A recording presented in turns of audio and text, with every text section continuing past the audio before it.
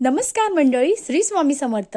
बघा मंडळी, येत्या मंगळवारी 10 जूनला आली आहे वटसावित्री. या वटसावित्रीच्या सणाला विशेष महत्त्व आहे. आपल्या पतीला दीर्घ आयुष्य लाभावं, त्याला उत्तम आरोग्य लाभावं, यासाठी अनेक महिला या दिवशी उपवास करत असतात आणि या दिवशी जे वड आहे त्या वडाची पूजा करत असतात. मग असंच आम्हाला मासिक धर्म आहे किंवा आम्हाला सुतक पडला आहे, मग आम्ही पूजा करावी का?